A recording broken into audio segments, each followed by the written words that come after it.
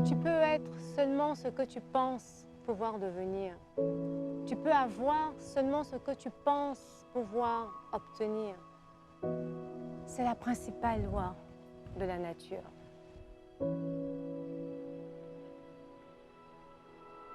Au commencement, après avoir créé l'univers, Dieu créa l'homme à son image et à sa ressemblance. Et lui donna toute domination sur l'œuvre de ses mains. Il mit la création à ses pieds pour lui obéir et pour le servir.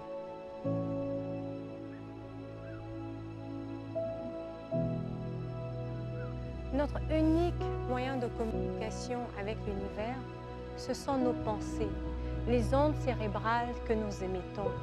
Ce sont les messages que nous envoyons à l'univers. Donc lorsque nous pensons « je suis triste », « je suis malheureux »,« je suis au chômage »,« je suis criblé de dettes », ce sont des ordres que nous envoyons à l'univers.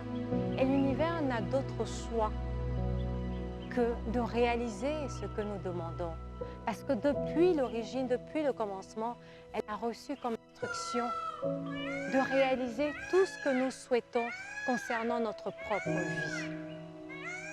C'est effrayant, n'est-ce pas? Effrayant de constater que nous sommes ce que nous pensons, que tout ce que nous devenons est le fruit de nos pensées. Et si on arrêtait de penser à ce qu'on ne veut pas et qu'on focalise plutôt ses pensées sur ce qu'on souhaite avoir?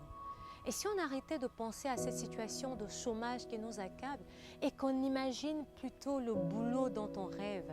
Et si on arrêtait de penser à cette situation de célibataire qui nous accable et qui nous attriste et qu'on se met plutôt à visualiser l'homme qu'on rêve d'avoir? Et si on arrête de penser à la vie malheureuse qu'on traîne et qu'on imagine plutôt comment est-ce qu'on veut que notre vie devienne dans les moindres détails?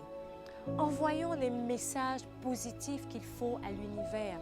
Et l'univers qui a l'obligation d'obéir à nos pensées, à nos messages, à nos ordres, fera en sorte que les circonstances se plient à notre volonté, fera en sorte que nous ayons les opportunités qui se présentent afin que nous ayons exactement ce à quoi nous rêvons.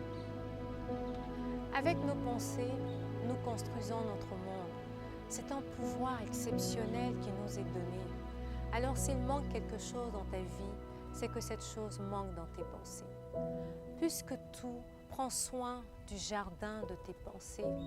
Cultive-le, défriche-le, fais attention à chaque pensée qui traverse ton esprit.